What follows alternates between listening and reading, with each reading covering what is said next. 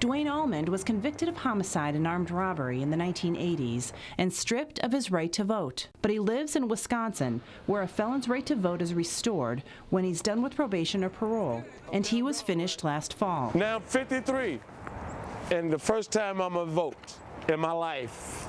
A Wisconsin group called Ex-Incarcerated People Organizing, or EXPO, is trying to find felons like Almond to make sure they know their rights and get them to turn out to the polls. Voting rights advocates say there are thousands of felons who are not aware they can vote or have not been motivated to do so. I'm baffled by it. The number of individuals who I run into in the community while we're doing this campaign who are eligible to vote have been for years, but no one ever told them.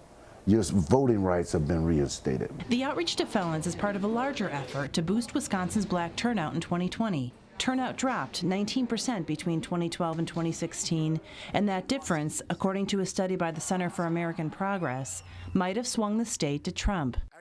And with felons being disproportionately black, their participation in the 2020 election could provide a small but important shift. We have small margins of victories or small margins here in this state, and it could change some of that. Right now, Expo is primarily working to increase census numbers, which helps underserved communities to get the funding they need.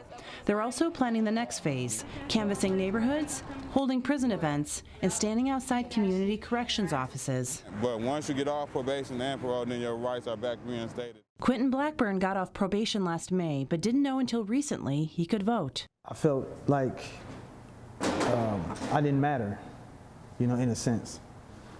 So now that I can vote now, it's good news. I'm happy. Good News Expo hopes to duplicate as they try to register some 7,000 people to vote before the fall election. Carrie Andelfinger, Associated Press. Thank you so much, sir. You have a good one. I appreciate it.